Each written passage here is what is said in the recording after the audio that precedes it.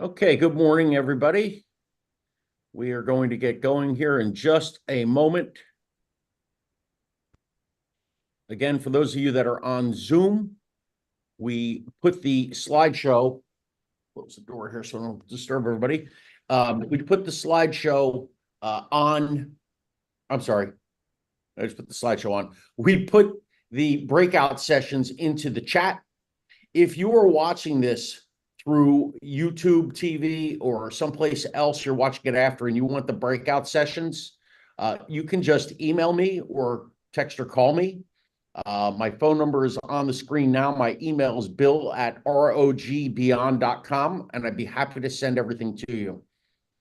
So what we're going to do in goal setting and marketing planning is we're going to spend the next couple of weeks getting you guys prepped up for 2025. You say, wow, it's not even Halloween yet. Why are we talking about 2025? Well, to quote myself here, there you go. If you haven't started working on your 2025 business plan, you are already behind. Why do I say that? And what do I mean by that? Remember that real estate, everything that you do is not your results today are not a reflection of what you do today. Your results today are a reflection of what you did approximately 2 months ago, maybe more.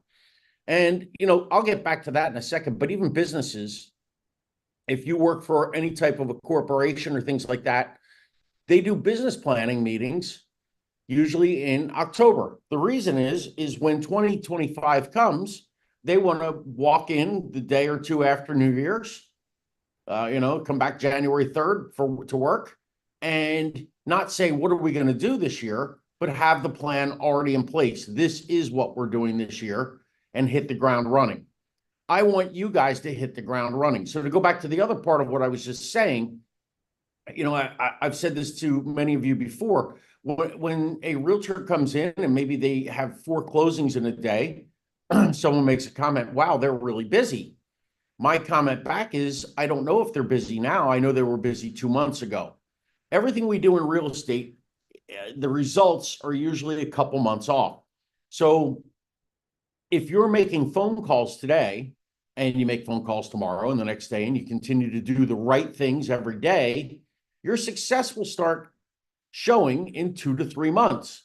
And then if you continue it, it'll always show 2 months later. If you stop, what will end up happening? In about 2 months, all of a sudden your business will dry up. So all that to say, if you haven't started working on your business plan, you're already behind. I'm glad you're here, and let's get this rolling. So the plan now is we're going to go through and I'm going to kind of teach the concepts here. And then through the next couple of weeks, we're going to go through some of these breakout sessions. We're going to put a farm together for you. And we're going to get you completely ready where you have a business plan written out for 2025. So foundation for success, number 1 is to write a detailed business plan. Number 2, as part of the business plan, you need to schedule your time wisely. Well, how do you spend your day? We talked about this when everybody first started in trainings, but this is something that I always like to go back to because this is the reminder that if you look across the country and you look at top 10% realtors, they all pretty much spend their time the exact same way. They do the exact same things. They spend at least 3 hours a day prospecting, whether it's on the phone, face-to-face, showing up at places, whatever it is. And usually it's a hybrid of all of the ways that they do this. But they spend a minimum of 3 hours a day doing that. They spend less than an hour a day wasting their time on admin things, paperwork, emails, putting marketing materials together.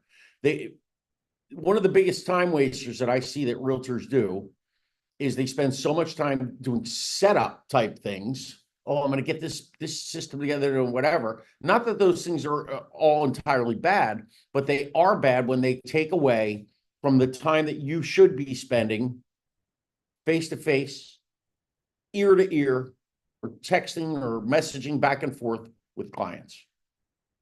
So I want you to schedule your time wisely for the new year. Then I want you to follow your schedule. Practice learning scripts. Every Tuesday we do script mastery, guys. Why do we do that? So you get better and better and stronger, so that when somebody comes to you, you are, and wants to talk about listing their house, or maybe they want to talk about buying, that you're practiced and you feel confident. It's like any other skill, guys. If you were an athlete, whatever athletic endeavors that you were in, did you just go out and start playing and were really good? No, you probably practiced. You probably practiced all the time. If you guys played sports in high school, what do you have? 1 to 2 games, matches, depending on what you played a week. What are you doing the other days? You're practicing, right? Same thing here. And that's what Tuesdays are. And I can't encourage you strongly enough to take that hour. And you don't have to do it in person. You guys can, obviously most of the time there's more people on Zoom than there are in person. I love having you guys in office, love having you here, but it doesn't matter. Just get here. However it takes for you, get here and make that part of your schedule, practicing, learning new scripts. If I could talk today. Continue to learn new skills. Every one of the trainings that we do, and all of the training, we have right now, we're dealing with 4 different courses that we teach here. Step Ahead Boot Camp, which is for newer agents. Step Ahead for Life. We have the Digital Mastery Series. We have the Tools Training. Every one of those is to help you learn new skills. Continue to always learn new skills, guys. The world changes, technology is changing rapidly. May not feel as fast as maybe it did, 10, 12 years ago. What did we do before we had a smartphone? What did we do, and I'm old enough to remember that. What did we do before we all were carrying cell phones around? I didn't get a cell phone until I was 23, 24, and I didn't really want one.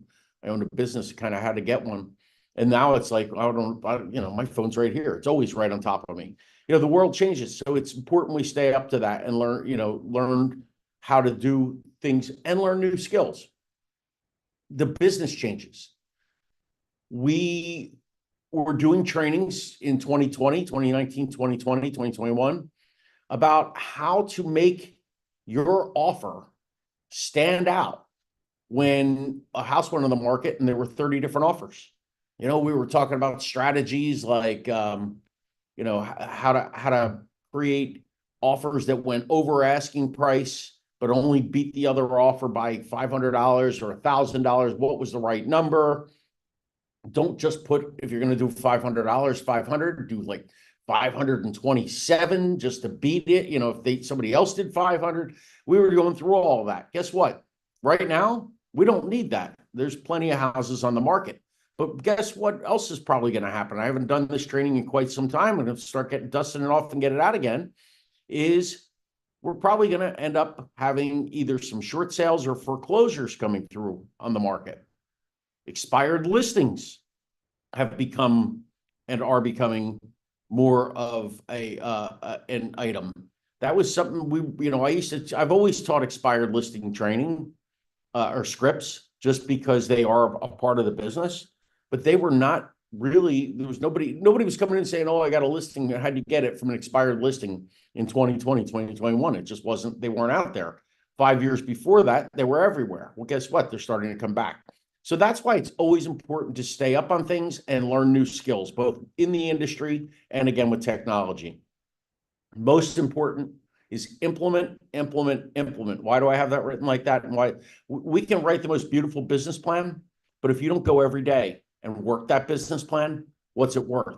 You need to have check-ins. You need to see where you are. You can always update your plans through the year. Well, maybe this worked and worked better than I thought, so I'm going to do more of it. Maybe this wasn't quite as successful. But we always want to be looking at it. We always want to have those checkpoints to ensure we're on task. So let's make it real easy. Let's say you want to sell 24 houses next year, right? We get that business plan written today. You start working towards it. January comes. You get towards mid-January. Hey, do I have a closing going? By the end of the month, did I have 2 closings? Do I have 2 closings set up for February? Do I have 2 settings closed? And make sure, because again, remember, you're always a couple of months ahead. For you to get a closing now in January, you need to be working on that right now. But as you're getting and putting this plan together, I want you thinking a couple months out. So when January comes, okay, where am I for March? Where am I for April? You know what? I got 2 closings for March, but I need one for April. Okay, what am I going to do? And people that think that way, right? Because again, your goal, we're not using a number goal here. We're just using a goal that you said 24 just to make it easy for this conversation, you know. But people say, oh, I want to close 24. That means you have to have 2 a month. The top business people out there don't think like, oh, well, I have to I have to make 30 calls a day, or I have to talk to 8 people a day. They know their number. And you guys hopefully know your number. And if you don't, that's one of the breakout sessions. We're going to do that exercise again. And for some of you that have been with me for a while and weren't here when I had it in a spreadsheet and electronic for you, it's a good day for you. This is way easier than doing all that math like we used to do. But point being is it's important to know I need to talk to 8 people a day, 12 people, whatever that number is. But it's also important to say, if I want to close two properties a month, for example, how am I set up? And if I know right now, let's use now. Let's say I have this in place that I'm really want 2 houses a month closing. It's October. How am I looking for December, right? And if I say, okay, I've got 2 closings scheduled for December, where am I in January? Well, January, I only have 1. What do I need to do? And maybe I sit there and say, you know what? Instead of spending 3 hours on the phone today, I'm going to spend 4 or 5, or I'm going to make calls. This is what a great realtor, one of the first realtors I ever hired now. He's still in the business doing really well. He used to sit there and say, I'm sitting at this desk and making phone calls until I get an appointment. Some of you have heard the story. The one time he did it, he came in, he drove 45 minutes to get to the office, maybe almost an hour. Comes in the office, says, I'm here until I'm here until I make an appointment. Started making calls, first call. Had to drive all the way 45 minutes back home because the appointment was around the corner from his house. Got an appointment on 1 call. I'm like, you gotta be kidding me. And everybody else in the office is like, oh man, he's awesome. I'm like, yeah, he's lucky. But the point was, it wasn't luck though. Even though, yes, he was very lucky that that first call came out. He went into that day with the determination. He left at 5 minutes after 9, right? He could have been there at 5 minutes after 5. He wasn't going to leave that day until he made an appointment. That's kind of the urgency and the implementation that you guys need to have as you get these business plans. That, guys, if you look at successful realtors, again, that's what they look at. It's like when we talk about inventory, they'll talk about their inventory. They'll talk about the industry inventory, but their inventory instead of listings. So wait a minute, my minimum standard that I'm setting for myself is I want to get up to and always have a minimum of 5 listings. Let's just use that as a number, right? And again, I'm giving you some, that's not, if you don't have 5 listings, I'm not, this is somebody that's really successful. This is how they do it. They look at it as, that's my minimum inventory. Like imagine if you owned a store, right? If you owned a clothes store, if you start selling out of a certain type of clothes, what do you have to do? You got to call the manufacturer, right? Your suppliers, and get more stuff. It's just a grocery store.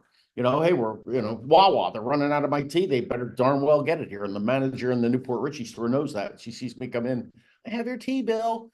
Yeah. So because they know how to. When I first moved to Newport Richie, they were always running out. And that manager came out when she saw me loading my big bag, which I do. I usually buy 6 or so at a time. And we started talking about it. And she said, how many do you drink of these a week? I said, well, honestly, I only do about 1 a day. So there's occasions I'll do a second one. But I said, at most, probably 8 a week. And she said, okay, because we only order, I forget what the number was. She said, I think she only ordered a dozen a week. And obviously, I'm not the only one drinking, or 2 dozen or whatever it was. She upped the order. And now it's very rare that I go in there. Of course, now I know when the truck delivers too, but it's very rare that every other night. It's very rare that I go in there and they don't have tea. And when I first moved there, it was all the time. Why? Because she knew how to work the inventory. Same thing with you. Okay, I've got 5 listings. Wait, 1 went under contract. What do I need to do? I got to get another one, right? Instead of the thought process of, 5, 4, no, it's my inventory is going to be too low. Because guys, that when you have inventory, your phone rings. your phone rings. You get more inventory. You get buyers. You get all types of other things of free advertising. So instead of sitting there and saying, oh, I got to make seven, I got to talk to 7 people today, it's wait a minute, I just put one under contract. What am I going to do? See the urgency difference? There should be urgency calling 7, 8 people a day, whatever that number is that we set you up on. But when you get to that next level and you're writing this business plan for next year, as you guys are getting more in this business, I need you to get more of that urgency.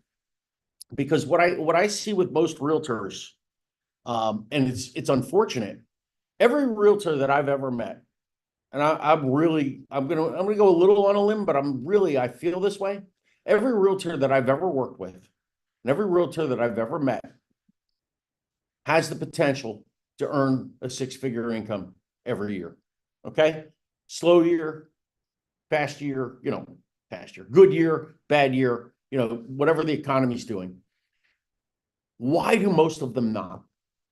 Well, they don't do the same things every day, the right things every day, and they don't have the urgency. You know what? I'll make calls tomorrow. Oh, I got to call him back. I'll get back with him later. Oh, today my kid was sick. Or, oh, look, it's a beach day. Or, whatever those things are. If you guys would set that aside and make all of that urgency go into your prospecting and building that inventory and things like that, you'd be golden. And every person that's out there would be making $100,000 a year. And here's the beauty of that. The truth is that we know that's not going to happen. Why do we know that's not going to happen? By the choices that each individual makes. So you make the choice to say, you know what? I'm going to make calls until I get an appointment. I'm going to make calls. I'm going to get out and network. I'm going to this, I'm going to this, I'm going to that. And I'm going to do this until I get 5. And it's not until, because now that you have 5, you at least need to maintain that. Or, hey, you might get greedy. I got 5. What would my life look like if I had 10, right? And one thing I'll tell you guys, when you push over this hump, for you guys that are new, who's referring anybody to you? Although I'm sitting here with Mackenzie, her boyfriend's a digital warrior. Yeah, that was awesome. He was all over. People were asking, looking for a local realtor all over the place, putting her stuff up, putting her website. I'm like, man, you have to pay him. Yeah, he did a great job. But the point, and yes, he's referring you, but imagine a couple of years from now, imagine a year from now, and let's just say you close 12 houses. Guess what? You get 12 people out there now that are saying, oh, I had the best realtor. You ever hear people, oh, he's the best. He's, it's like being a doctor. He's the best. You never hear me say he's the worst. Right? But same thing, right? So what happens a year after when you have 24? And then right. And it multiplies. And it's the same thing with listings. If you have some listings, so right now I have a listing out there. It's not competitively priced at this point because the market's dropped a bit. But even with that being out there are a lot of townhome owners that have gotten in touch with me over the course of, yeah, I'm not interested in that one, but because they think I specialize in townhomes, which I can do, I know about townhomes. I wouldn't call myself a specialist. But the point of what I'm saying is, imagine if I had that. Imagine if I had, a house in this price range, a house in that price, in this town or that town. All of a sudden, it's more people that are being attracted, and that's what you guys need to do. All right, understanding tasks and time management. You need to spend 3 to 6 hours a day on the phone, face-to-face, texting, however you want to do it, a combination. And who do I want to, and 3 to 6, what's the difference between a 3-hour day and a 6-hour day? Should be this for you. On a day where you have an appointment, 3 hours is, I did 3 hours of calls, let's just say from whatever time to whatever time, where I broke it up, did an hour and a half, or did an hour. And I went out at, 3 o'clock in the afternoon, I had a listing appointment, or in the morning, I had a listing appointment, or I had buyers or whatever. On a day where I don't have that appointment, why wouldn't I spend the extra hours making the calls? Guys, I know it's the worst part of the job, but you think about this, we're not asking for you to spend, 80 hours a week doing all this stuff. We're looking to do 15 hours, 30 tops of just contacting people, having conversations and asking people things. So who do I call? Expired listings. Again, notice that's first on this list. I wrote this training 10 years ago at this point. And that's when expired listings were the king. I remember days with 500 expired listings in a very small MLS. You know, I remember days after, but keep those in there. For sale by owners, they're always out there. And again, that's why we practice on in script mastery, get you really good and comfortable with them. Because if you do it right, at least 8 out of 10 of them end up listing with a realtor at some point. Be that realtor. Orphans. What are orphans? We don't have too many orphans because our office isn't that old, but orphans are people that worked with the realtors no longer in the business or whatever. Absentee owners. Guys, if there ever been a better time, and we talked about this in training over the last couple of weeks, to call absentee owners. In fact, I just had friends came back yesterday who I had called just to check on, friends of mine from New Jersey. They are absentee owners, at least in the summer. They're snowbirds. But how about that absentee owner that has no idea what's going on in Clearwater Beach? I've had 2 or 3 people write me because of my gurus pages. Hey, do you know what's going on with this or that condominium thing? And I was able to, call, and I don't know why they couldn't call, but I was able to look it up for them and get them the answer. But that's fine because now I've built a relationship with them. Absentee owners, guys, they have no idea. They're trying to follow from New Jersey, Michigan, New York, Canada, wherever, and they're doing rental businesses. Great people to get in touch with. And we'll give you some scripts on that and script mastery. So again, make sure you're here on Tuesdays, script mastery. Just sold calls. I love when people say, oh man, I'm supposed to call 8 people a day. I really don't know anybody here. And that is a legitimate excuse for most of us, especially when you first came here. Of course, I came here originally in 1990, so I'm a little bit ahead of you guys, even though I left for 25 years. I still have college friends or whatever. I know people that move here that know 0 people, right? I just moved here from Michigan, blah, blah, blah, blah, blah. They don't know anybody. So how am I going to call 8 people a day? I know 8 people. I called all 8 people the first day. So Monday, I'm good. What do I do Tuesday? Just sold, just listed and just sold. You could literally spend the rest of your life without eating, sleeping, anything. You could go until you died and never get through just listed and just sold calls. Why? So you never run out of people to prospect to if you just follow this. Because all you're doing is calling around in a neighborhood. And the nice part is this is an easy call. Now, again, some people are going to be nasty no matter who calls them if they don't know. Who cares? Blow it off, move to the next one. But you're going to call them and just say, do you know what happened in the neighbor? Do you know your neighbor's house just listed or just sold and blah, blah, blah. And this is the price. These are the details. This is blah, blah, blah. Do you know anybody else that may be interested in buying or selling? Okay. If not, have you thought about it? All from a free market evaluation. It works, guys. Old for sale by owners. People that tried to list and sell but didn't get it sold. There are a bunch of those starting to pop up on the market because, again, things have slowed down. And of course, your sphere of influence contacts. Remember, they're lottery picks. When you call your sphere of influence, remember that 48% of sales happen from people that are in your sphere. That's why if you don't know anybody when you start, you need to start meeting people and building a network, right? 52% of first-time home buyers find their realtor through sphere of influence. So sphere of influence is important. But remember, when you're calling sphere of influence, there are realtors, that's all they do. I just work my sphere of influence. I don't call expireds. I don't call FSBOs. Well, okay. But I always say it's like calling a lottery pick, and here's why I say that. So I'm friends with Mackenzie. Hey, Mackenzie, how you doing? Bill Zeltman, Realty One Group, blah, blah, blah. How's everything going in your life? You're like, oh, it's good, blah, blah, blah. Oh, yeah. Just a reminder, I'm a realtor. Do you happen to have any real estate needs? What's the chances you having a real estate need? I mean, there is a chance. But the point is I'm probably going to have to call 2025 Mackenzies to find one of those people. We are thinking about moving, or maybe in a couple months, or I was curious about. And so Call them. Sphere of influence is very important. You stay in touch with them 4 times a year. But remember, if they're the only people you're calling, you're not calling the other people that are on this list. Um, you need to have some targeted people that you know are looking to buy or sell right now. You could say the same thing about just sold and just listed. Although if there's something weird about when it's in their neighborhood, that does make the return a little bit better of number of calls you need to make. But it's true. Just listed, just sold. You can call them all day, all night, and it's a good one to call. But you're waiting until you find that right one. You might need 20, 25, 30 contacts with them to find that person that's ready to go.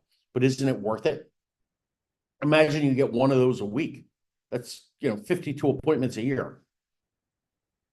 Okay, so 3 to 6 hours prospecting, 2 to 3 hours showing homes or at listing appointments. 1, 2 hours tops of administrative duties. I talked about this a minute ago, but this is so important, guys. Emails, admin, paperwork, to do, calendar updates. Don't spend more than 2 hours a day on this stuff. And if you're coming to training 4 times a week, there's an hour of your 2 hours in those days. If you're a day that there's not training or things like that, you really should only try to spend 1 hour on that. And again, 1 extra hour doing role play. What does that mean? Don't get dirty on me out there. No, what is it? That's script mastery. That's learning and practicing and rehearsing.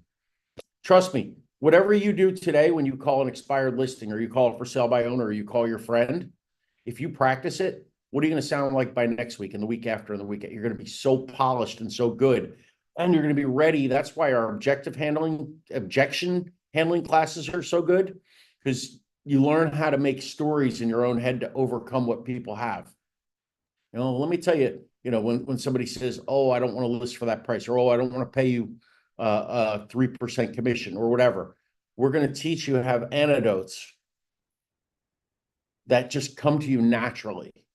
I've told the story many times, but we have an objection handling technique called the 6 Baker technique. And in the 6 Baker technique, it's about somebody looking for an open listing. And you tell a story about, hey, if I went to 6 bakers and told them, if you bake the best cake, when I come in to look at it, I'll pay you top dollar.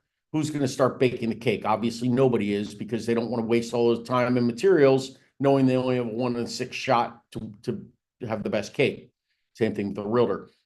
I had somebody call me out of the blue. I had never practiced that script. I just taught it. I had heard it enough times that I went right in and told the 6 baker story and got a listing. It was, I was literally, I'll never forget, I was standing in the foyer of my house. I had one of those, high ceilings, 2-story house up in New Jersey. And I was standing there, didn't even move and whatever. And I think it was my ex-wife was like, "Oh my God, and I'm like, it's just from teaching this. Repetition, guys. And that's what role play. If you repeat and repeat and repeat and repeat, oh my God, are we doing the script again about expired listings? Yeah, because you're going to get better. You're going to get better. You're going to get better. Why do I hit a golf ball? Right. I take 75, 100 swings at the driving range 5 days or whatever, 7 days a week, whatever I do. Right. I was talking to my friend yesterday. His son is taking 250 baseball swings 6 days a week. Why do you do it over and over and over? Because you get better at it. Same thing here. Okay, so what's your day look like? 9 to noon, 5 days a week, you should be lead generating. Now, again, we do trainings in the mornings, so you just skip around that. Maybe you come in and do 9 to 10, take off for the trainings, go back to it in the afternoon. Some people do it other ways. They'll do, hour in the morning, because you always want to call your expired listings first, right? Because it's the early bird gets the worm, everybody's on that and whatever. So make sure you do that first. So let's just say you do that. You could also come back and do an hour at lunch and an hour maybe around 4 or 5 o'clock when people are coming home, right? It's up to you how you do it, but 3 hours a day, 5 days a week, 15 hours minimum. Face-to-face, ear-to-ear, 20 to 25 people a day. Again, you guys know your numbers, so those numbers may be different for you. Most realtors, though, only speak to 3 to 5 people per day. And they're ones that are, I don't even know that that's most anymore. We've gotten in a world where we kind of shut ourselves in. More attempts equals more success. You know, for any of you that followed basketball back in the day, there's a guy, Allen Iverson, used to play for the 76ers. He used to lead the league in scoring, but you know what? He took way more shots than everybody else. Wayne Gretzky, many considered him the greatest hockey player of all time. Asked, why are you so good? Why were you so great when, compared to everybody and whatever else? He said, because I skate to where the puck is. Well, it's the same thing in real estate. You need to skate to where the puck is. What does that mean? It means more contacts, more talking to people, more getting the word out. Because, people say, oh, they're really lucky they got whatever. No, people create their own luck. If I talk to 5 people a day and you talk to 10 people a day, who's going to be luckier? You are. Oh, you need systems in place for follow-up and closing business. That's an important part too. It's one thing to make these appointments, but we need to make sure that once you get these appointments, you're able to get them as clients and close the business. So that's another important part of it. Admin duties, returning emails, doing comps, mailings, marketing, everything is not face-to-face or ear-to-ear. You want to keep this down. And again, if you do it between 1 and 3 in the afternoon, it's usually dead time. You usually won't have appointments then. And it's usually not a great time to call other people. People work, this, that, whatever. So limit these activities. If you don't get something done today, get it done, put it on the list for tomorrow. Use those urgent, important quadrant things that I give you. And they're in the breakout sessions for today.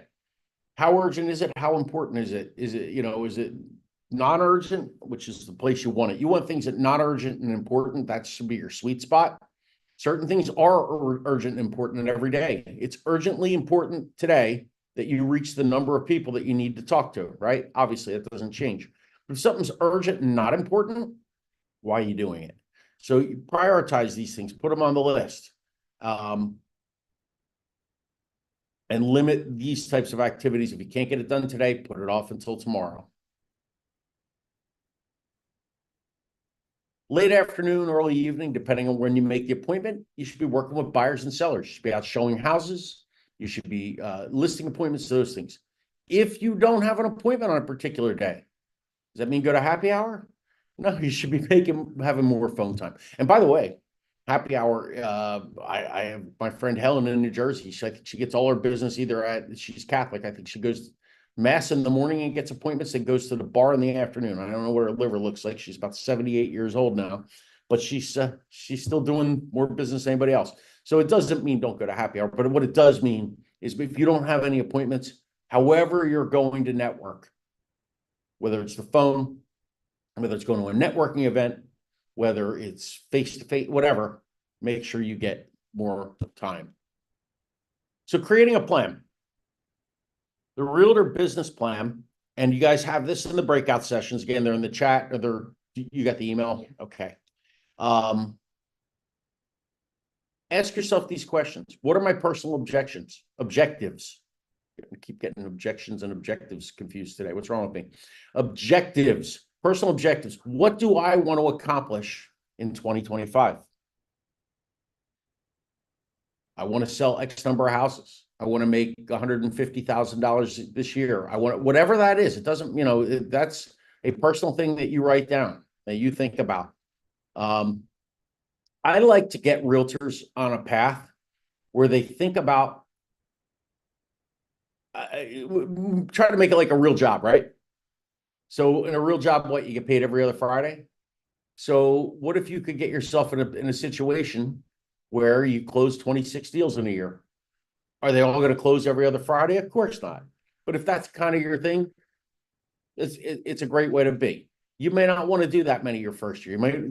12 might be fine for you. And these days, the way commissions go, it's 10, you can make 10 grand a month closing one house. That's not a bad way. It's $120,000 in a year, depending on the price point and commission and whatever. But write that down. What are your personal objectives? And again, I'm going to give you guys time to do this as we continue this series over the next couple of weeks. So you don't have to do it right now, but I just want to review it with you so that when we go and pop it out and we create these plans, you're ready to go. What areas do you plan on targeting? Is there a particular town? Is there particular neighborhoods? Is there a particular, whatever? Write it down and make it detailed, so you know that I'm going after X. Um, I was just, and you can plan your life accordingly. I was just thinking about, we were talking about Starkey before, and I went up to Starkey Market on Labor Day weekend. They had it was a year after Jimmy Buffett died. They did a tribute to him. It was a fun time. They just did an Oktoberfest last weekend. So, that's something that you want to get involved in, just as an example. That can be actually part of your business plan. I'm going to hit that Starkey area, Starkey Ranch and whatever else. Okay. How do I get myself in? Do I send postcards? Do I send mailers? Do I walk the neighborhood and hand things out? And where are the people that are there? How do I meet them? Well, Starkey Market's a great spot. Another great spot is, have you ever eaten at AR French on Main Street over there? Okay. She's my neighbor. She lives 4 houses down from me, Andrea. Friend, they call her Frenchie. Yeah. It's the best calzone I've ever had in Florida. Yeah. Anyway, not to get off the point, but again, places like that would be a great place to not just get delivery, to go in, because it's very social in there. People go in there with their kids after football games and that kind of stuff. So anyway, that's the that's the kind of stuff I want you thinking about here. Demographics. Who am I targeting? Am I going after first-time home buyers? Am I going after am I going to team up with a divorce attorney and find people that are, for listings that are getting divorced? Or am I going to find estate attorneys, right? Pile up with them and try to find people that died and sell their houses. Am I going to try to sell condominiums, 55 and overs, townhome, so think about that and put that in with your demographics. What were your average sales price of the last 12 months? If you have sales from last year, where were you there? And what that'll do is kind of give you an idea of around where you would be next year. If I made on average 7,000, 6,000, let me make it easy. If I made on average $10,000, that I took home, and my commitment income, which is the next line, is $100,000, what's that tell you? I need to sell 10 houses. Maybe 11 if it's whatever, but that's going to get me pretty close if it's the same thing. How many hours am I going to work per week? Most of you are doing this full time. Some of you, though, have other things going on. That's okay. You can still be very successful. Commit. I'm going to give this business 40 hours. I'm going to give this business, 20 hours, whatever that number is. And then commitment hours of prospecting time per week. I'm going to do 3 hours a day, 5 days a week, minimum, 15 hours. Write it down and stick to it and keep yourself on it.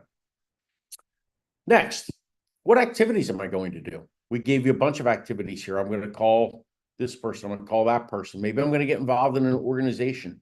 Maybe there's something that they do. Maybe there's like a women's meeting on Tuesday nights at Starkey Market. I'm going to join that group. Stuff like that. They're the types of things. I'm going to call. For sale by owners is part of my business. Calling around's part of my business. Marketing activities. And again, we're going to break all this down, guys. This is your broad plan here. And then we're going to break it down into bite-sized pieces over the next couple of weeks, so that you guys can write in and say, in January, I'm going to do this. In February, I'm going to do that. We're going to make sure it all works together. So what marketing activities am I going to do? I'm going to create a Facebook ad, or I'm going to create a Google ad, or I'm going to do mailings, again, whatever. I'm going to create videos. By the way, one of my videos for Molly Malone's is going viral because that place is sharing it with everybody. It's helping get my YouTube subscribership, which is not good. I'm working on that right now. I just really started getting that together and putting stuff on there. It's building my subscription because I got them to do that. So again, think about these types of things that you may do to build your sphere of influence and build your marketing plan and your community involvement. And we get the next one, community outreach activities in that area. And then budget for business expenses. How much am I going to spend in the next 12 months? I'm going to give myself $100 a month. Am I going to give myself $1,000 a month? Whatever that number is. I don't have any money, whatever that number is, guys, put it in there, and we're going to create a plan based around that. This is a sample. Again, we now don't necessarily use this particular tool. The new tool I gave you is on an Excel spreadsheet that I put in there. And it's way easier because all you have to do is put in, like, I think 2 or 3 things, and it pops all the math. You're not doing your own math, but here you go. What's your income goal? You see, I wrote this a long time ago, $50,000. Average price in your market, $425. Average commission, $250. So there's your commission per side, right? $10,000. Your commission split, if you have a split. And again, I think I did do this one. I redid this one, so it has a little bit more accurate of what you guys would pay us. Obviously, at a regular brokerage, you'd be paying out $3,000, $4,000, sometimes $5,000 of this to the brokerage. So make a lot more money here. That's my ad for Realty One Group, and I'm done. All right, so this is what you bring home. 95.25 out of a 10,625. How many transactions you need a year? 5 1/4. What does that mean? Well, to me, that means I'm doing 6, right? So that means I need to do a transaction every other month to make $50,000, right? If the 425 holds up. How many people do I need to talk to? Or how many appointments do I need to have to result in one closed transaction? About 3. You're going to go to appointments and something's going to happen where it's not going to work out. And it happens, when it first happens to you, trust me, you're going to have a pit in your stomach and, you're going to come in crying. It's okay. You'll live through it. And I promise you, they're not the last customer you'll ever have. It'll be okay. So if I need 3 and I need 5, I need what? Number of appointments needed per year. I need about 16 appointments a year. The beauty of these numbers is like, 16 appointments, and that's crazy. But go get 16 appointments, guys. You got to do it. I'm going to work 48 weeks. I take 4 weeks vacation. There you go. So that means I need to make an appointment. I need to make a third of an appointment every week. What does that mean? It means I need 1 appointment every 3 weeks. Okay. Most of you guys, by the way, when you do these numbers, this is where you're going to end up. I mean, you probably are going to want to make more than $50,000, but even at that, you're probably not even going to, a lot of realtors that are out there that are very successful just basically go with, I need 1 appointment a week. What am I going to do to get that appointment? If you have 1 appointment, and this means an appointment with a new client, not the same client over and over. If you had 1 new appointment, that's 52 people in a year. Could you imagine? And again, top realtors out there are doing that. I wouldn't, for you guys that are in your first year, second year, you probably don't want to push that much at this point, but 26 or 13, absolutely. And again, this one here has me at about 16 appointments a year. And then how many contacts a day? 5 days a week. This number is so low, it only need 2. Most of you are in the 7, 8, 9 thing. So here's the double play. I need to talk to 10 people a week, and I need to make an appointment every 3 weeks. That's what we're talking about, guys. And again, if everything backs into you sticking with this goal, in other words, let's just say I need to talk to 10 people this week. Did I talk to 10 people this week? Yes. Did I make an appointment within the last 3 weeks? Yes. Okay. I'm moving forward to my goal. Another week goes by. Am I still in that thing? Am I still in that thing? Am I still in that thing? That's where success is, guys. So how do we write these goals? Have anybody heard of SMART goals before? SMART goals are this. SMART is an acronym, and it's the concept of writing SMART goals is very important for accomplishing individual and organizational goals. And we're going to go through these really quickly. Brokers and other managers understand it's critical for ensuring good communication between employees and supervisors, so there's no surprises during annual performance evaluations. Well, annual performance evaluations, guys, you need to do those with yourself, right? because you're the boss. You're the CEO of your own company. How you spend your time and how you hold yourself accountable is to you. So let's talk about this. SMART goals, specific. When you write a goal, it needs to be specific. Want an example? I want to get rich in real estate next year. Is that a goal? Is that a specific goal? Absolutely not, right? I want to close 26 transactions next year. That's pretty specific. Now, it doesn't really put me in a number thing, right? Like, am I going to make 100,000? Am I going to make 500,000? Well, who knows? Am I selling $50,000 houses or $5 million houses? So again, when you're specific, make sure that you know what you want to be specific about. I always leave that up to the individuals and don't harp on that. I had somebody get on me about this once in this particular training, or in one of the trainings I was teaching SMART goals. Well, that's not really a specific thing if you say, you're going to talk to 10 people a day. Wouldn't you really want to be focused on the results? And again, there's arguments to that, but at the same time, if that works for you to say, I know that my number is 10 a day, and I know the results are all going to also come from the fact that if I can discipline myself to talk to 10 people a day, I'm okay with that. And I think it is a know thyself situation.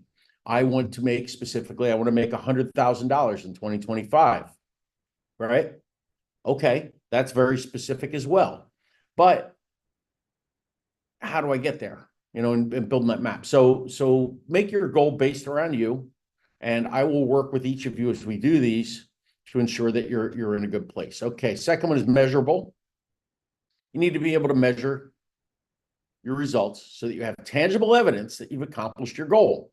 Usually the entire goal statement is a measure for the project, but there are usually several short-term or smaller measurements built into the goal. So again, let's go back. If I said to you, I want to get rich in real estate, was that measurable? What's rich?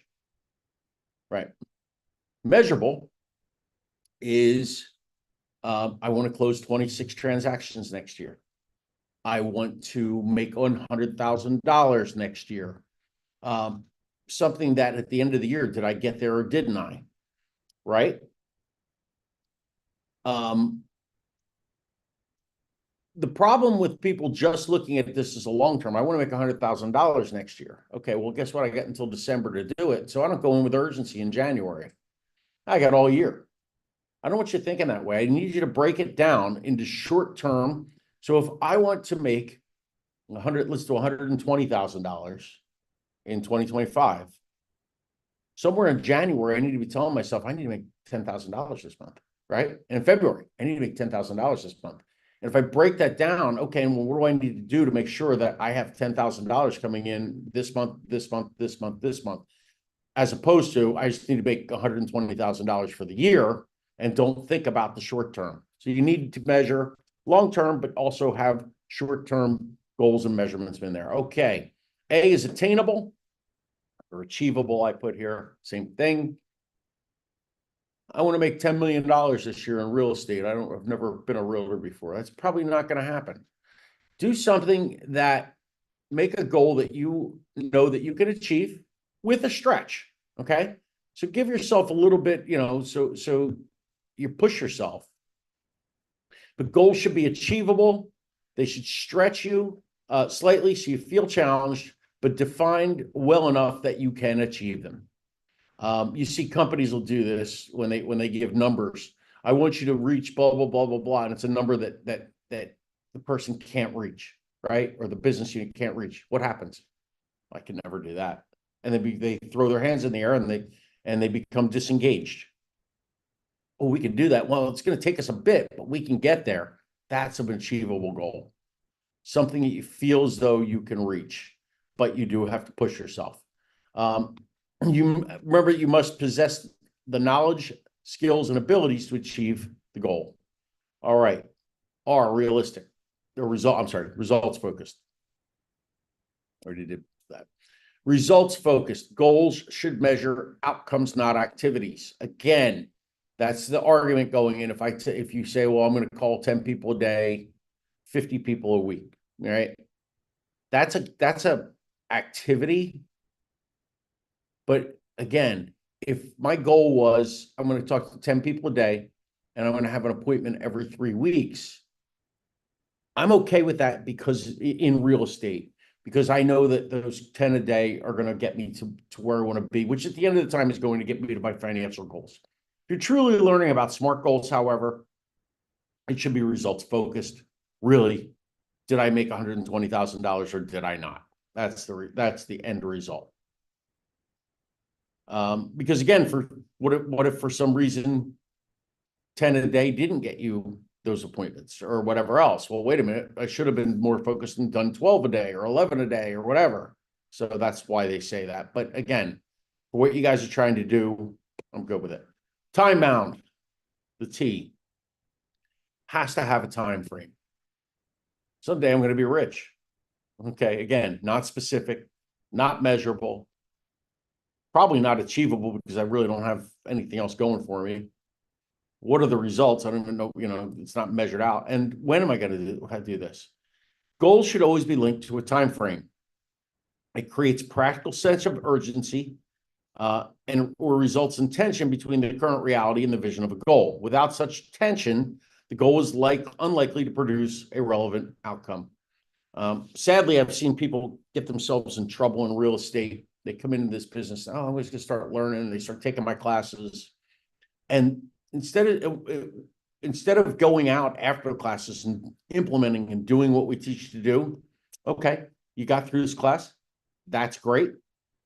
Now what do you need to do? Oh, I need to go make my phone calls today. I need to make my appointments today. I'll get to that, whatever. And then you see them get to the point where they start to go, oh, wait a minute. I had 6 months of income and now I only have 2 more months. And I've seen them get pinched where all of a sudden that tension comes on. Oh my God, I gotta start making money or I'm gonna have to go flip burgers at McDonald's or whatever, and it makes them all of a sudden and I think to myself, what if you'd started doing this 4 months ago? You'd have stopped your whole self. You just stopped from going through the anxiety pool. You know what I mean? You could have done this in the beginning, saved that money that you had stored, and gotten your business way up going sooner. Unfortunately, some people, they have to have that gun to the head. It's that gun to the head mentality. I recommend that you never live that way. It's just, it's not a good way to live. So keep it time bound and say, I'm putting my own sense of urgency here. I want to have, by the time January ends, I need to have a closing and I need to make $10,000. Okay. Well, how I need to start setting that up now because I know what happens 2 months from now. What do I need to start doing? Specific goals should be simplistically written and clearly define what you're going to do. Specific is the what, why, and how. The SMART goals. You see, I haven't updated the year, but an example is by December 31st of 2017, implement a new clearly defined prospecting approach for real estate listings that will increase my personal inventory of listings to 25 active listings.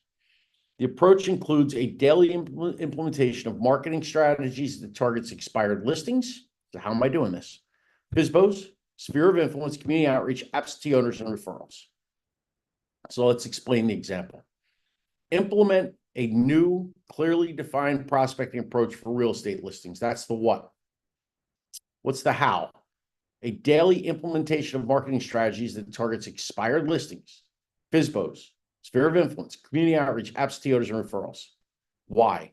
Increase my personal inventory of listings to 25. Measurable. Goals should be measurable so that you can have tangible evidence that you've accomplished your goal. Usually, the entire goal statement is a measure of the project, but there are usually several short-term, smaller measurements built in. So again, the example, you guys don't need me to read it again, but it was again by the end of 2017 at that point, 25 active listings. The explanation, the essential metric is whether or not the realtor has 25 listings on that by that date. Achievable. Goals need to be achievable, but they need to stretch you, right? So again, you can meet most any goal when you plan your steps wisely and establish a time frame that allows you to carry out those steps. As you carry out the steps, you can achieve goals that may have seemed impossible when you started. On the other hand, if a goal is impossible to achieve, you may not even try to accomplish it. You're going to totally be demotivated. Achievable goals motivate employees, impossible goals demotivate them. So again, looking at our example, 25 listings by the end of the year, in order to reach the goal, you must have a skill set, in this case, in the area of real estate prospecting, listing prospecting, that allows you to understand the nature of the goal, and the goal must present a large enough challenge for you to remain interested in and committed to accomplishing it. Results focus. Goals should measure outcomes, not activities. Again, this is taught from the SMART goals things. Activities in some cases are okay in real estate, like we were saying, but let's go with this. The result of this goal is to have 25 active listings. Pretty clear. Now, you could argue, well, what if I have 25 active listings and none of them sell? Did I really reach my goal? Yeah, again, that's going back to they should measure outcomes. What outcome am I looking for? Not individual activities that and actions that occur in order to make the goal a reality. Right. So again, if you say I want to talk to 10 people a day, have an appointment every 3 weeks, SMART goals is telling you that that's not the right way to do it. I would tell you that really it's not, because you say to yourself, I'm doing this because I want to earn $100,000 next year, 50,000, whatever number we put up there. But I need that second part to know how. That's my roadmap to get to that SMART goal. Time bound, again, very simple. By the end of the year, and the explanation of the example is it provides you with a time bound deadline. I've got to do this by the end of the year. So your foundation for success is we're going to get in and really write your plan over, like you said, over the next couple Mondays. Goals plus planning plus implementation equals success. I had a tape that I don't think I mean, I've been 20 years old. And I'm still actually, I was in a multi-level marketing company called Melaleuca. I still buy their products because I just love their products. Back then I was trying to build the business, it's like Amway, trying to get all your friends and the little bubbles, and you can make $1 billion and whatever. But anyway, they had a motivational tape, and I say tape because it was a cassette tape for some of you that may not have heard of cassette tapes, but that was the way we used to listen to things back in the day. Anyway, the guy said in his Australian accent, goals plus planning equals success, or I don't remember how he said it. I can't do an Australian accent, whatever. Doesn't matter. Thought about that through the years, and he was wrong. Goals plus planning equals success. Well, I can have all the goals in the world and I can plan how I'm going to do them. But if I don't implement, right? And I've seen this too often in all walks of life, that people will sit there and they're great at writing their goals. They're great at planning, but they don't implement. One of the worst things I see in real estate, I see this with brokers. I see this with agents. I see this with is they try to reinvent themselves. We're going to try this new thing and that new thing and all these shiny new things. And it's like, they're like a crazy person. Oh, look, a shiny penny over here, a shiny thing over here. And the problem is they don't stick with anything. The key to success, and it's my success in this business too. What has made me successful through the years in this business, my success is twofold. It's recruiting, right? And it's getting you guys that I've recruited to be successful. It's about doing those same things over and over and over. Does that mean I never try anything new? No, I do new things all the time. But I don't blow up the program just because it's maybe not going as well as it did 6 months ago or whatever. I tweak. But for example, every Monday we have trainings. Why? And sometimes they've got tons of people in them. Sometimes they have very few, and everywhere in the middle. And that's okay. But by consistently having them there, people come in, they learn, and they become successful. What about my recruiting, right? I make calls every Thursday pretty much until about 3 o'clock in the afternoon, right? Until I run out of steam. Friday afternoons, I call people that are newly licensed or that just applied for a license every Friday afternoon.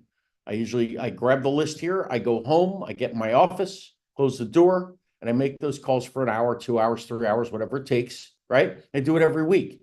Do I get results every time? No. but I do it every time because I know that I implement the plan that I've written. And over the long haul, it's those goals and that planning and that implementation is going to bring me success. So goals, your business plan, understanding, I need to make this number of contacts to get to that number. Planning, what activities am I choosing for prospecting? Scheduling time, and then implementation, doing it day in, day out, week in, week out, day in, and being consistent. Again, I go back to this. So I started the first slides with this, but one of the worst things that I see in real estate is it's the worst thing that most realtors have, because this is a independent contractor job. You do not have a boss, is people aren't consistent. The realtors that are consistent all make 100, 500 million and more dollars a year because they implement every day. So choose your activities for the year, then select activities for each month. And we're going to do this again in the farming stuff that I gave you. So we're going to actually do this as a workshop. So you don't have to worry about it right now, but I want you thinking about it. Today was just about learning how the process works, and then it's going to start doing the process in the next couple of weeks. Select activities for each month, select activities for each week, and select activities for each day, and plan each day at the end of the previous day. You should get up tomorrow morning already knowing what you're doing, because today at whatever time, 10 minutes before you finished your day, you wrote down everything you're doing. If you guys ever look over my shoulder at my iPad, you'll see. Actually, I'm looking at it tomorrow right now. What am I doing? What am I doing tomorrow? And again, this is not for selling real estate. This is for being a broker. I have to create a quiz for our Prospecting for Success 104. I'm leading script mastery, prospecting power hour. I'm promoting my personal pages. I'm updating the events calendar, right? I do that every Tuesday at 2 p.m. Subscriptions. I'm thinking about doing a subscription, getting more people following me on YouTube and things like that. Fixing my Google business account. We're going to do that together, since I think we're in the same boat. Continuing to work on our April curriculum, right? That's classes I'm teaching you guys in April, just making sure it's all in place. That's why I try to be ahead. Scheduling recruiting videos. And again, so I already have that planned. Like, I might add a couple other things and I'll review it at the end of the day, but having it planned ahead, I didn't walk in today and say, oh, what am I doing today? I came in here today and looked at this list, which now is down to, I have 4 more activities I have to get done today, really 5. And I didn't start the day saying, what am I going to do? It was already there for me. So plan the end day at the end of the previous day. Prioritizing your tasks, everything that you do, guys. And again, I like to keep these in the office for you. I would tell you to have these with you at all times. You can have a digital copy, or you can have a regular copy. Everything that I'm going to do tomorrow, is it urgent? Is it important? Is it urgent? Is it unimportant? Is it not urgent, but important? Is it not urgent, not important? Put all my tasks in these things. From there, wait, I get great clarity. Wait a minute. Yeah, this totally has to go first. What's first for me? Recruiting. That's my urgent, important. What's not urgent, but important, which is probably that's the best place from a productivity place that you want to be, because when things are urgent, you tend to rush. And not to say that I rush during hiring new people and whatever, but I will kind of sometimes do a little whatever. Not urgent, important is training. Being here, training you guys day in, day out, day in, day out. Is there an urgency? No, unless I'm late for class, which again, this morning I might have been a late minute or two, which I hate, but just getting set up. But it's not about it's about it being an important thing that I do over and over and over. What if it's urgent but not important? Well, who's it important to, and why do I have to do it? Wait a second, maybe I don't have to do this. When will it become important? Will it become important? And then finally, not urgent, not important. Why is it on my list? Will it ever become important? Will it become urgent? So use that, guys. Every time when you put your tasks together, it will help you. GSO 103, I gave you this. These are, again, ideas and activities that you can do that's going to help you get in touch with more people, who to call, things like that. This is a successful realtor schedule, and you'll see it's 7 days a week. I don't suggest you work 7 days a week. It's just giving you some ideas. And one of the things on this, promote a listing on social media every day. You don't have to do that every day. You can schedule it once a week. I'm going to have my, that was on my list tomorrow, is scheduling my recruiting videos. I do that once a week for the week. All right. So promoting that, placing ads on Craigslist. Don't do Backpage; they're out of business. But Craigslist, Facebook Marketplace, things like that keeps your name out there. Script practice. If you haven't picked a script partner yet, find somebody, grab a script partner, and practice scripts every day. Again, we have script mastery on Tuesdays. But the other days, just somebody that you can review with. What, hey, I'm gonna call for sell by owners today. Can I run through that script with you for 15 minutes? And then what do I do during my day?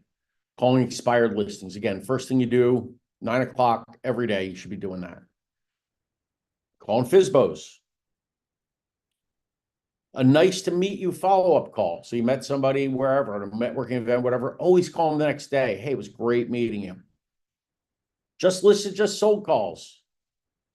Calls 5 people in your sphere of influence. Call a high turnover area. High turnover area is a place where there's a lot of houses for sale and a lot of people buying. Call orphans. Take a lunch break. Now you'll see different days I have different things. You don't have to call all the same people every day, although sphere of influence you'll see is there. Just sold. But here, free market analysis calls instead of doing the high turnover. For rent by owners. Call high turnover area again. Call for rent buyers. So you can see, you can mix it up a little bit. What does my afternoon look like? And did I just hit the wrong button? I did. What does my afternoon look like? I'm going to do my admin tasks between 1 and 3. And then I'm either doing community outreach, calling the expireds that I couldn't get in touch with earlier that day, calling back prospects I missed in the AM, or visiting expired listing homes, right? And again, pretty much the same things across from 3 to 7, except if I have a listing appointment, which you see here, or if I had a buyer appointment, that would change my afternoon.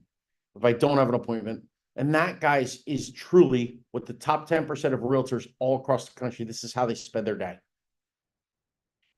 Branding. So again, choosing your market. As we write our plans coming up, I want you guys to think like a laser, not like the sun. Look outside today, sun's out, it's covering everywhere. A laser goes and puts a lot of power in one place. I want you to do a lot of power in one place, whether it's a neighborhood or a town.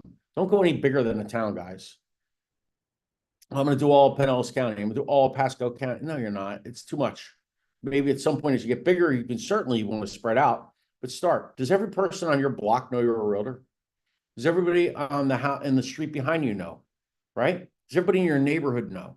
Does everybody in the adjacent neighborhood? That's how you build. That's working like a laser. Consistent branding. Make sure you use the same picture. Make sure you use the same color schemes. Make sure everything. So if I see something of you on Facebook and I get a postcard, I know it's the same person. Create a niche. Think about it. What do I want to be known for? Told you about my buddy did the Condo King. Told you when I used to do Bay House Bill and I saw houses that people on the water. Use a variety of tactics. Don't just stick with one thing. This is the mistake too that realtors do. Oh, I'm really good. Let's just go with a prospecting thing. I'm really good at expired listings. Okay, I had a girl, she was fantastic at, she's making a huge living. What in the world happens when expired listings dry up, right? Oh, wait a minute, she doesn't know how to do anything else. Same thing with advertising, right? Oh, all I do is advertise on Facebook. Okay, what happens when Facebook dries up? It will at some point, right? Well, I'll go to whatever then. No, you're better off hitting all these different things. And as things change, you'll find that old-fashioned postcard will still work in some ways, but it doesn't mean not to have an ad on Facebook. And when you have that ad on Facebook, it doesn't mean that you shouldn't be putting a video on YouTube or Google or whatever. So use a variety of tactics. The more, the merrier. The spokes in a bicycle wheel. Reinforced marketing. Again, spokes in a bicycle. I just said that. Every initiative should work to reinforce your message, and they should build you as a local expert. And here is the little spokes in a bicycle horrible graphic that I made. And yes, I made that graphic. So, it looks kind of whatever it is because I made it. But there you go. And there's ideas on that. You don't have to do all of them. There are probably ones that are not on there. It was just I wanted to fill the spokes. Questions, guys? Questions, comments, anything that I can review with you. Again, for those of you that are on YouTube, I thank you for coming. And we are going to if you want any of the breakout sessions, and again, there are plenty of them, please just email me, bill@rogbeyond.com or 727-488-7423. Send me a text. I would be happy to send you all those. We're going to be working on these over the next couple of weeks. We're going to be